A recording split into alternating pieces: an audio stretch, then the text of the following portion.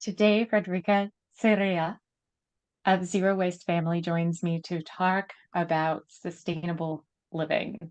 Thank you so much for being here. Well, thank you for having me. It's such an honor. Will you start out and just share your own sustainability journey? Oh, wow. Well, I've been an environmental writer for over 20 years, and I wrote a lot about holding companies and government accountable. But once I became a mom in 2006 to my daughter Isabella, who is now 17, almost 17, I should say, I realized the missing piece was individual action. And I realized also that climate change was going to be the biggest threat my kids were going to face. And I realized that we as individuals actually drive consumers and consumerism, and the government and the business, that they will follow whatever the consumers choose. And I'm like a living proof of this, because in 2006, when I started this journey, there were no zero waste movement. There wasn't even a name zero waste. There wasn't anyone doing it, and there weren't any replacement uh, options even. So, but if you fast forward to today in 2023, I mean, it is so like everyone is talking zero waste. Everyone is talking about reducing waste and living sustainable. And there are millions of businesses who are selling anything zero waste, makeup to cleaning supplies to clothes. That's true. How, when you started this path towards incorporating sustainability and zero waste practices into your own lifestyle, what did that look like? Well, it started very slow. So first of all, my husband was not along on this at all. I mean, it wasn't that he didn't believe in climate change and that we should live more sustainable. He was just very typical, thinking that I don't have time. This is going to cost a lot of money. This is going to be a lot of work. So I kind of did this journey in the beginning on my own, and I took it one step at a time, and I had fun with it, which I thought was really important. So I did whatever research I could, and I took like every year I would challenge myself to change one habit that was causing waste. And it started with canned beans and tomatoes. And it's like, okay, well, I'm going to cook my own beans from dry, and I'm going to make my own tomato sauce. And then the next time it was something different. And this is what I kept on doing until in 2016, my husband actually went on paternity leave and realized that all the things that I implemented wasn't that really hard. It wasn't taking a lot of time. And more important, it was saving us a lot of money.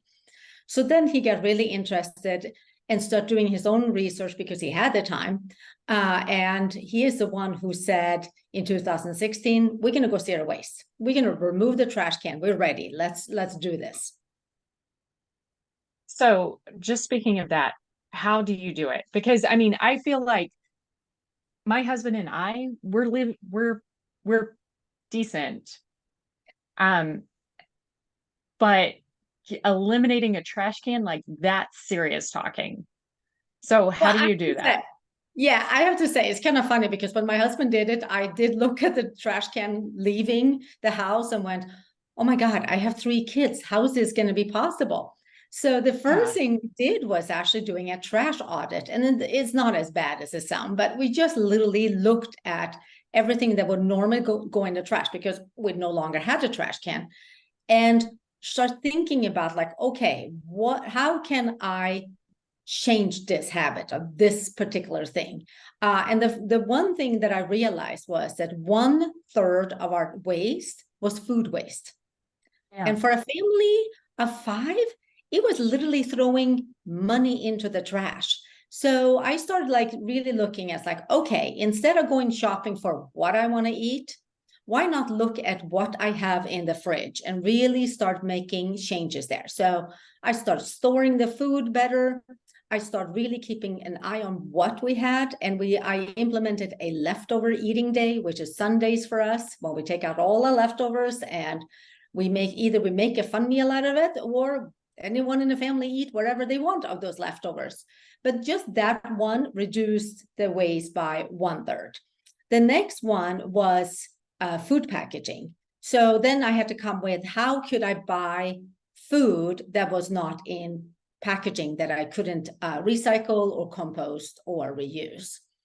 And then the last category, which was then actually things that I just had to say, we had to start saying no to. And that was like prepackaged snacks for the kids, and like chips and sodas and stuff like that, that there really isn't any good replacement for. And so I always say that it is the category of that what you can compost or you can eat, which is the organic matter, and then it is the food packaging. It's a huge part. And then the third one is the category where you usually learn to say no. So I have a question with you on this though, because I think, so is your family vegetarian? We're vegans. Okay. Because that to me feels like the biggest challenge is, as a household that consumes meat, what do we do with, the scraps? Those aren't, I mean, I don't want to put those in a compost pile. And then it's the same way there where you have the packaging from from the meat. So are Yeah. there any, Yes. yeah, Excuse me. for people who aren't, sorry, yeah, for people who aren't vegetarian even, are there ways to reduce that piece of trash generation? Yeah, so first of all, you can compost meat. You can't put it in the worm compost, obviously, because worms are vegetarians. You can put it in the bokashi compost. So we do have people come to visit us, and we have people who eat meat. Not in my family, but the people who come to visit me. Yeah. And I'm not the kind of vegan who's going to be like, oh, you have to eat only vegan in my house. I will not cook it for you, but you are more than welcome to eat in my house. And have people who bring food in for themselves. So bokashi compost, you can put in anything, including meat and fish bones, because there's no worms involved in that. So that's the first one. And then the food packaging, I think that, again, because I have never eaten meat, I have been vegan for a very long time, so it's hard for me to imagine. But for the ones who have bought meat, I can encourage them to go to the farmer's market or go where they can buy meat and they can bring their own packaging and ask to actually put the meat in that one. I think Bea Johnson, who is, everyone called her the mother of zero waste movement, she would bring her own containers to buy her fish and cheese and dairy to whenever she went grocery shopping. Okay.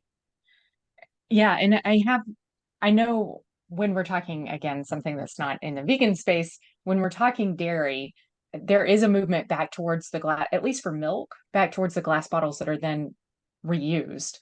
Um, I think where this feels more challenging, and now speaking to a vegan, um, it may be hard to bridge this, but are for things that people enjoy, like the fermented foods. So the sauerkrauts, plant-based yogurts, or even dairy-based yogurts. Kind of what, because of course with that, it's very much like canning. You're going to have to start doing it yourself, right? Well, no, there are so many options that actually comes in glass, like you said. In the co-op where we shop, they actually sell yogurt, cream, and milk in glass jars, bottles that you bring back, and I think you get paid for bringing them back, and I think that's a great option. And I think for vegans, obviously there are yogurts and stuff like that comes in that glass. I do make our own yogurt only because I found that it's a lot easier. And I have to say that becoming a zero waste family, or even sustainable, you have to be creative. You have to have fun with this. And if I took this very dead serious and beat myself up every time I didn't work out, I would have stopped long time ago. I think that the fact that we have a sense of humor about this and a little bit like, okay, well, that didn't work out. Okay, well, on to the next thing. You can't beat yourself up.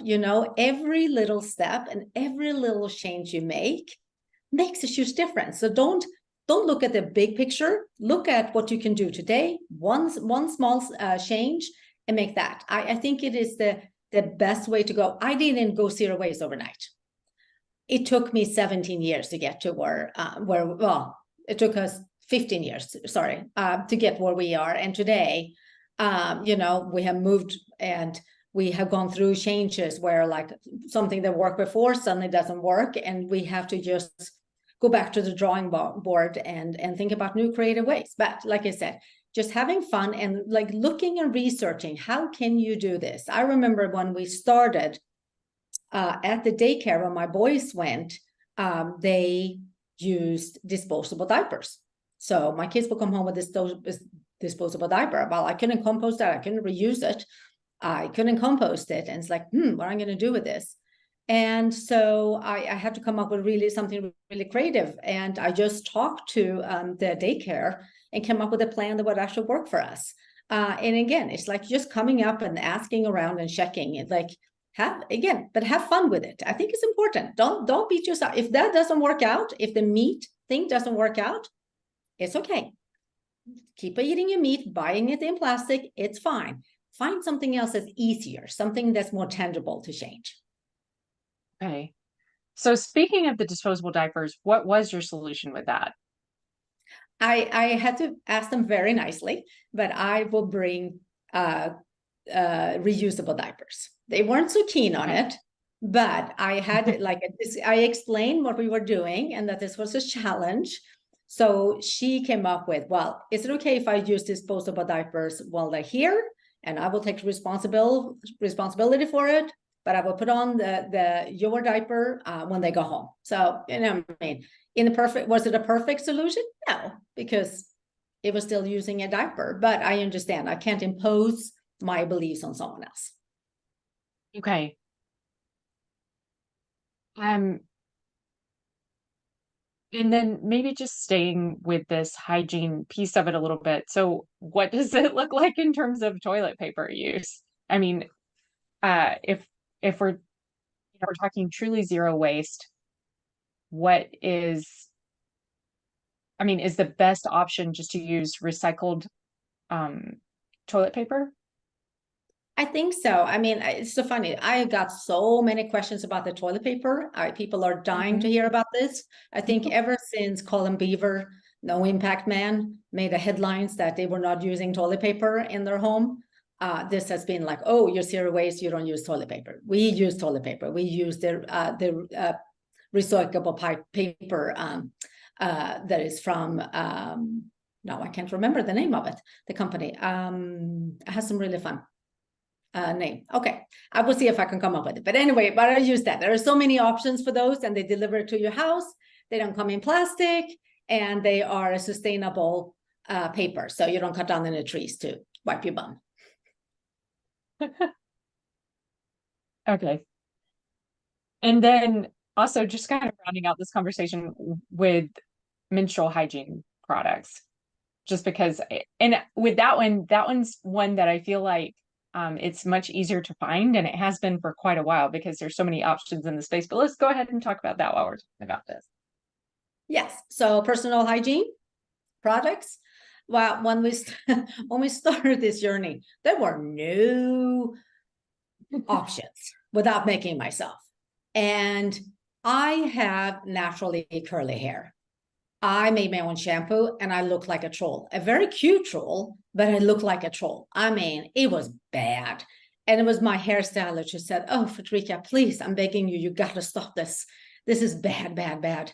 And she said, what if I do some research and come up with a way that we can get some shampoo for you and conditioner that is sustainable, has no chemicals, and maybe come in a bottle or something that is glass or something more sustainable. And she did, and she came actually through for me. It took her a week, but she came up with something, and the bottle was actually post-consumer recycled plastic. Again, not perfect, but at least, and she let me take it back and refill it in her salon. So again, it's like you have to be creative and you have to be patient with yourself. Today, though, there are so many options. I mean, there are so many.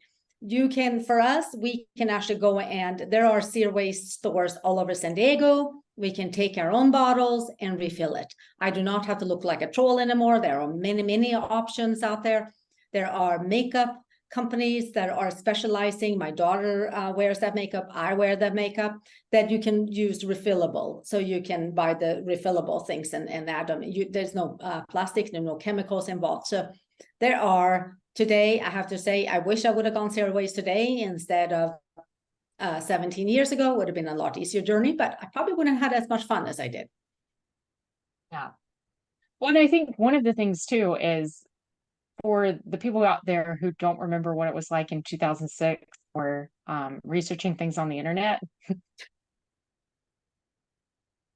I know and I think that if anyone is interested in learning what it was like, go read Colin Beaver's book, No Impact Man. It was 1 year that they lived in middle of New York and decided to have zero impact on the planet, which of course I should throw it out. You cannot have a completely zero waste, zero impact on the planet. You will have some impact no matter what you do.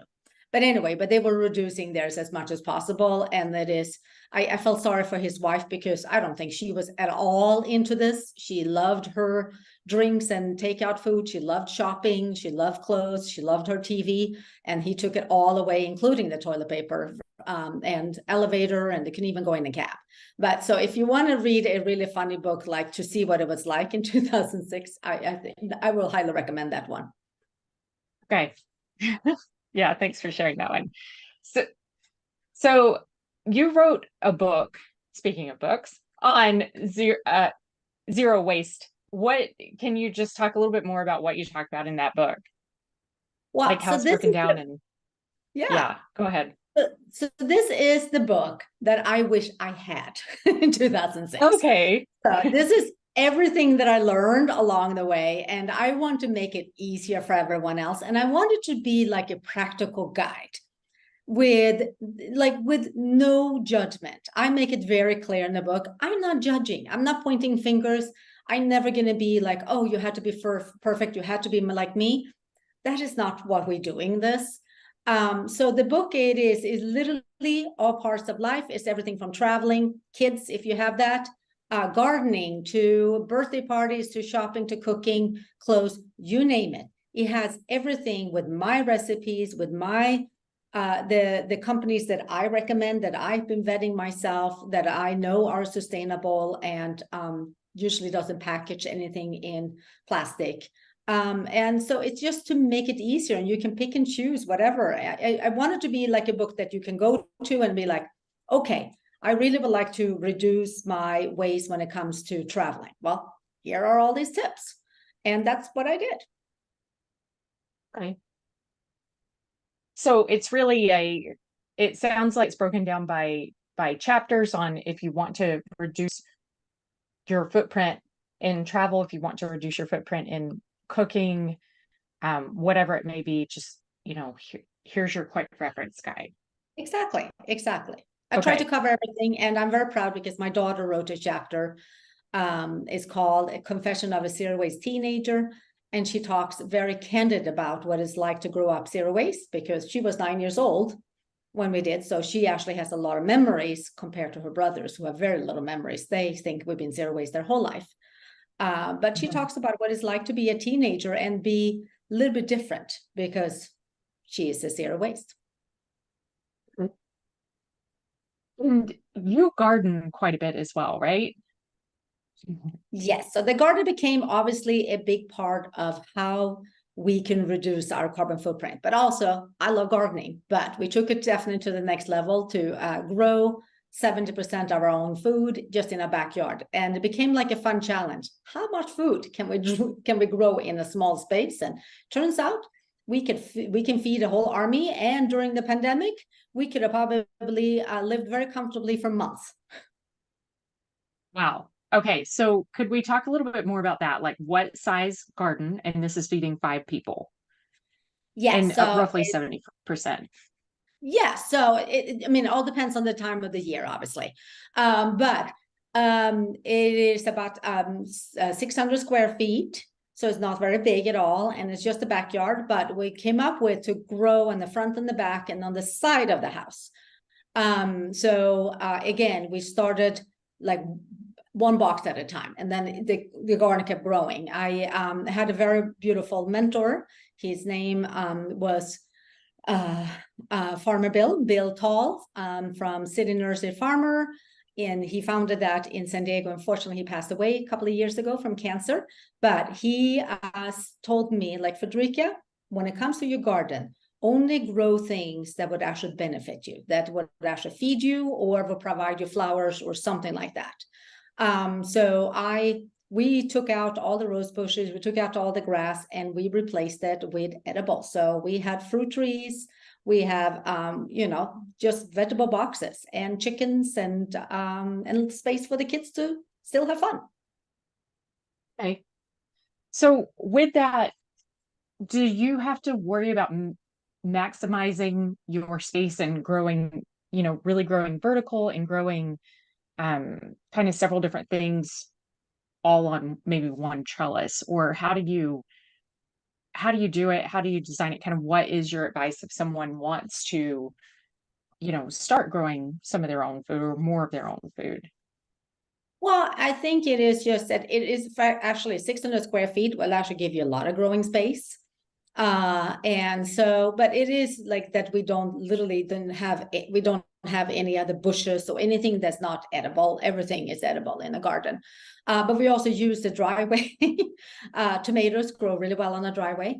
And it's just, I think it is, like you said, growing up, but also growing closer together and stuff like that.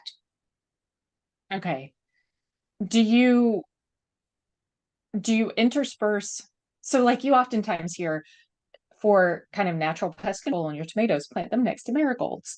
Do you intersperse some of the flowers in with what you're growing? Like, how do you plant it? Do you plant it so that it is using these natural combinations of plants in order to keep either pest away or to support, because you have some plants that are nitrogen fixing and some plants that provide different nutrients to the soil, or again with the nitrogen example, fix different nutrients so they're usable by other plants.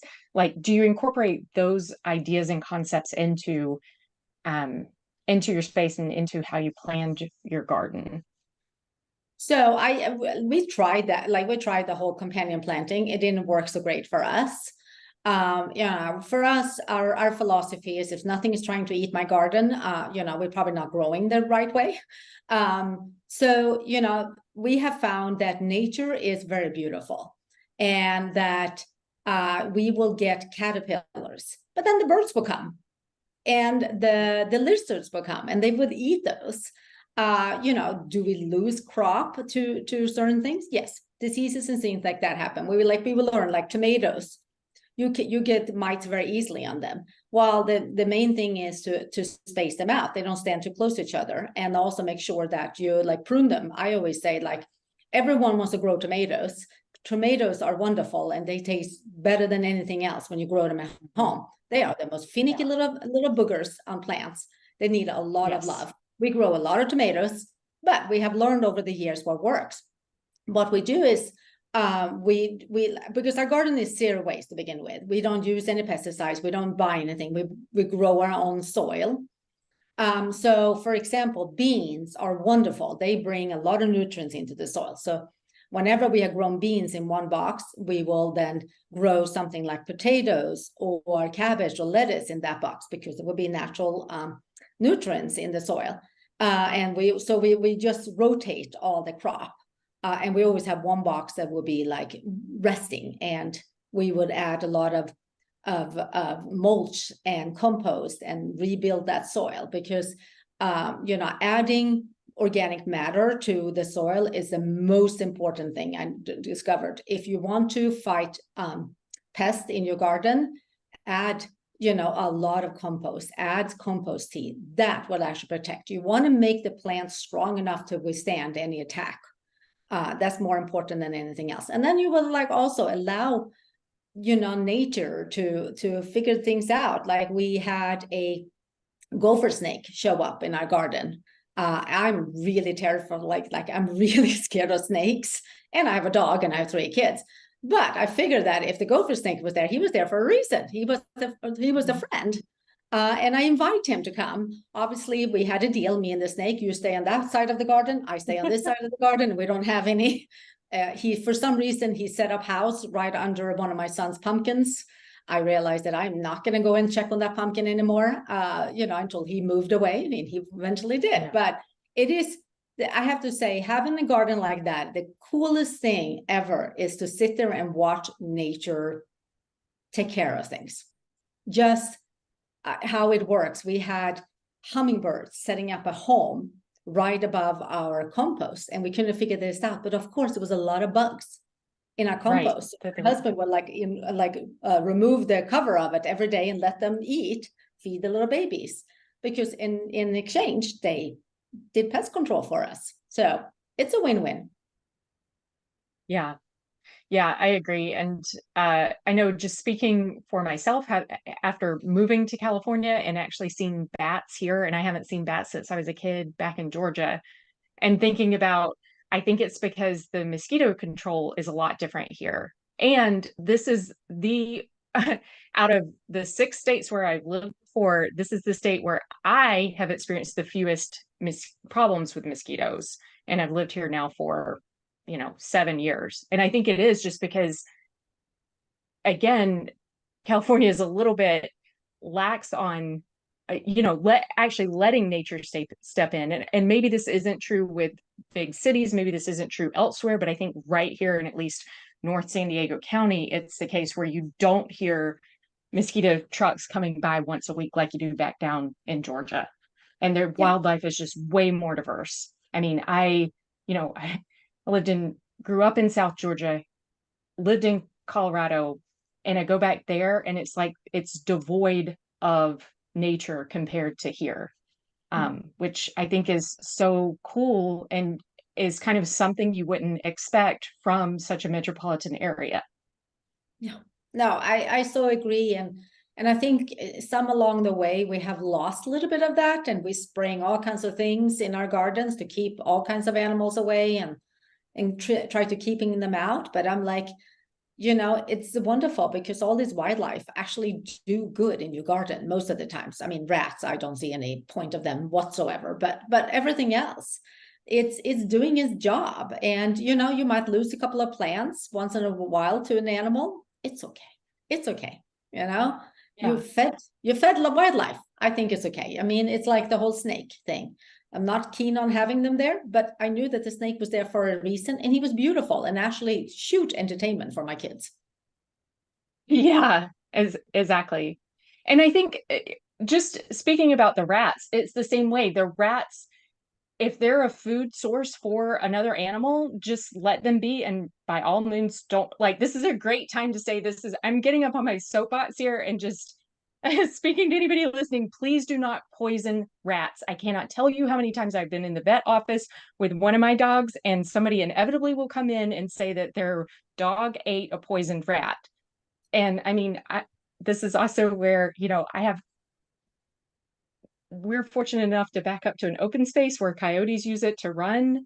We've seen owls here. Like, please don't poison the rats. You're just hurting the other wildlife or, dogs in the neighborhood. Well, it's the same thing. You don't want to spray anything in your garden, because think about the bees. People freak out. They see a bee and they run for their hills. I'm like, oh my God, we have bees. Whenever our plants bolt, as in going into, blooming, I leave it. I leave it for the bees and I let them do their job. Actually, we had a couple of years ago, our neighbor had wild bees setting up home in her roof, and she wasn't so keen on that. But I have never had so many tomatoes and corn in my life. My garden was doing so well when she finally removed the bees, because they were actually quite aggressive, and she had dogs. My kids were standing there being so sad about the bees get left behind and died eventually because they didn't have their hive anymore. They didn't have their queen. And I could tell the difference in the garden. I did not get as many tomatoes and as many corn when the bees were gone. I mean, invite them. Don't be afraid. You have a bee setting up in your garden, generally bees will not harm you. I grew up with a beehive, 12 beehives, because my grandfather was a beekeeper. So, have I got stung by a bee? Has my kid got stung by a bee? Yes. But do I find them attacking my kids? No. Yeah. yeah, speaking from my own experience with that too, we had a beehive. Uh, they'd taken up shop in an old owl or set up house in an old owl box, and they were perfectly friendly until the box fell. And then and we just called in we called in a bee guy, and he came out and he collected all of them and took them and added them in with his bees, and they're happily making honey now, just not here anymore. Yeah, I think it is. We gotta just look at the miracles that the nature provides for us and bring us. I would never ever ever forget. I got when I first started growing and gardening many years ago before I had kids. I got the hornworms on my tomatoes, disgusting things, and I was like, oh my God, what I'm gonna do and how I'm gonna get this solved. And as I'm sitting there thinking, I see a bird hopping in, and I'm like, shoot, bird, you can't eat my tomatoes. And out he comes with that big yucky worm and eats it. And I'm like, huh, there we go. I asked for help and help came. Yeah, yeah, exactly. So it's almost like gardening teaches you to, well, I mean, it has so many lessons with just showing the beauty of nature and how, things do interact with each other and work together. Oh, I, and I have to say, I have to mention this, and I'm sorry I interrupted, but I have to say this, yeah. that if you want to raise eco-friendly, eco-minded children, plant a garden. If you want to explain a miracle to a child, plant a garden. It is the absolutely most amazing thing that I have done is to plant a garden with my children and see what they have learned. During the pandemic, when they were homeschooled for 1.5 years, the garden was their math class, their nutrition class, their biology class, their science class. They learned so much from it. And if you talk to my kids today who are now 10, 12, and almost 17, it's funny because when they talk about that one day they're going to move out, they always talk about they're going to plant a garden and have a garden. Yeah, that is amazing. Um, so circling over to your compost. So it sounds like right now you have a fairly large compost pile. Was there ever a time when you were doing countertop composting? So my husband is the king of compost, I call him, because I am not so big on the compost, only because, well, all kinds of little critters move in there, and I kind of don't like that. So I'm admitting I'm leaving that for him. So he teaches composting classes, but he always say that we have 4 composts. We have a garden compost where we put all the dead plants and stuff like that, and also chicken poop because it has to be composted before use. We have a bokashi compost, which is fermenting and you bury it in the garden, worm compost, and then chickens, who are the cutest composters and the most finicky ones. Yeah. Okay. So because I mean, at this point, I've given up on having a compost pile because I have tried it several times and my husband has kiboshed it every time because I'm not doing it right. So what we're doing right now is just letting San Diego compost it with the green bins. But we compost a lot of stuff. It's still something where I wish, like, I really would like to have a compost just to, nourish my own garden. Yeah. Because I think with this, I definitely struggle a little bit, but I haven't found a happy medium here on it. Sounds like you need my husband's composting class. He's Okay. available. He is fantastic. That man, and considering that when I met him, he had never grown anything in his whole life, and he didn't even know where certain vegetables came from. I'm so impressed with him that he is now so into gardening and composting and growing food. Okay. Another thing, you mentioned that you have a dog. How do you make your own dog food? No, you can actually buy in San Diego dog food in bulk. So that's what we do. And I have to say, I did a whole post actually on our website about how to go 0 waste with a dog. And I can say that you can't go 100% 0 waste with a dog. We didn't, when we got to Astro, we never thought about, okay, what waste was he going to bring? That he brought his own little waste stream and his own carbon or carbon paw print, I guess I should say. Anyway, so, but we can buy snacks and you can buy food in bulk. We are very lucky that Astro is not, he doesn't like to poop when he's out and about, so he is a garden pooper. And you cannot compost dog poop with your regular compost. You can compost it for using it for flowers and plants that you're not going to eat because it has some bacteria in their poop. Okay. So do you compost your dog's poop? Yes. Okay. And then what about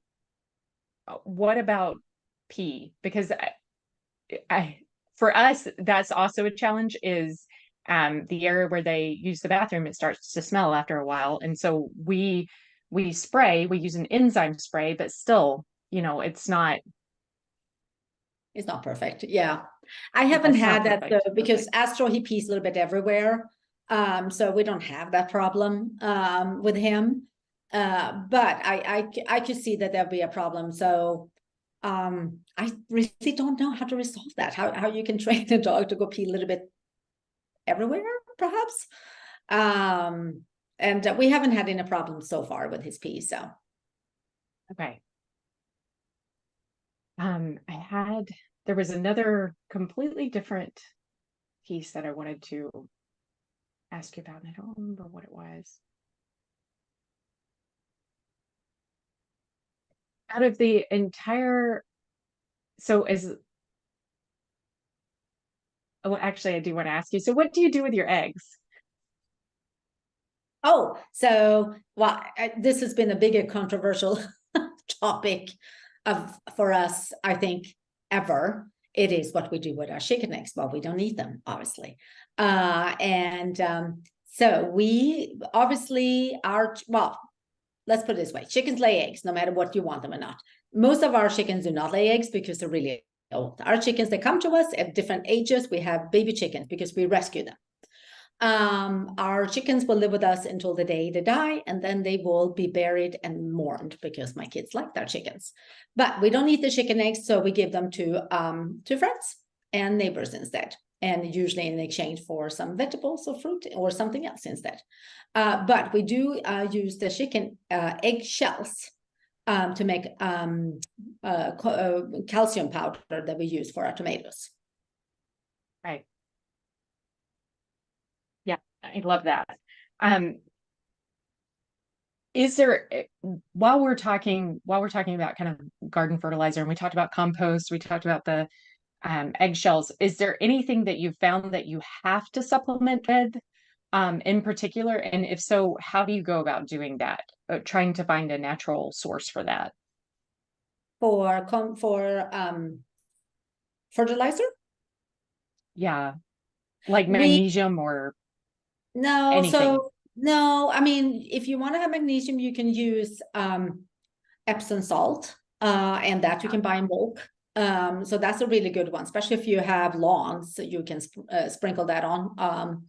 But other than that, bokashi and compost is the only thing we use, and mulch, of course. And we don't seem to need anything else besides that.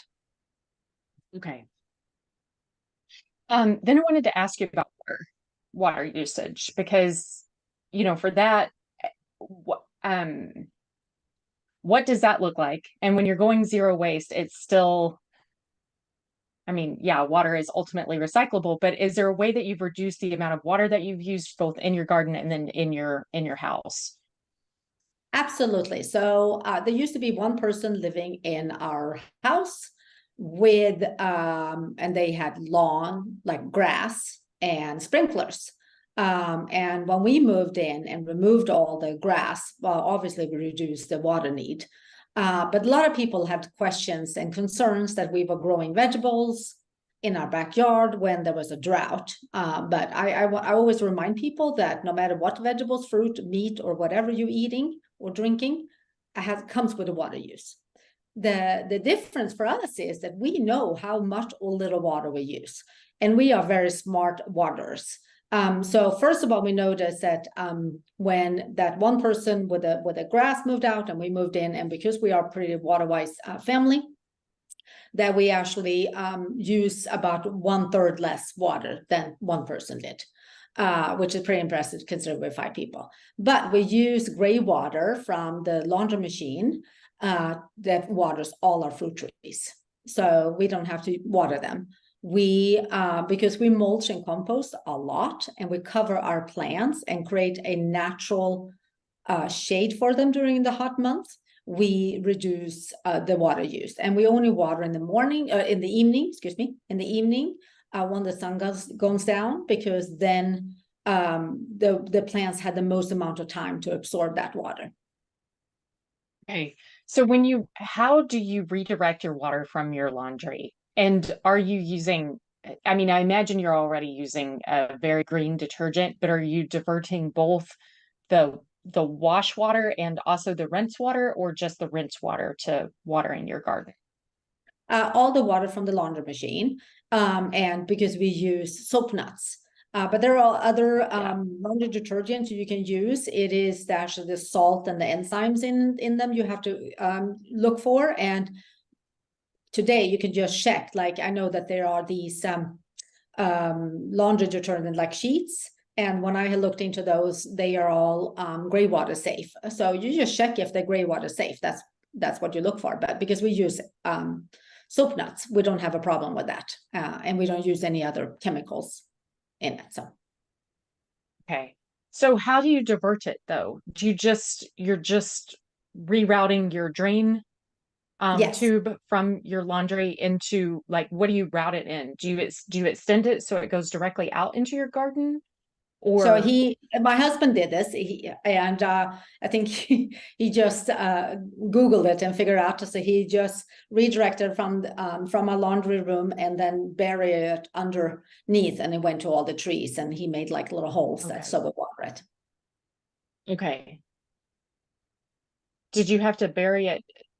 Did you have to like put it under tile or anything within your house, or how is it? No, it goes up because it's from our garage, which is right next to the garden. So Oh, okay. yes, we just Okay, and then created a just out. hole, and instead of the water going that way, it's going that way. Okay. All right. Mhm. Yeah, thank you for indulging me on that one. Um, th- then a question about your soap. So do you reuse though? Like, how many cycles do you reuse those for? And then do 5. you 5 cycles?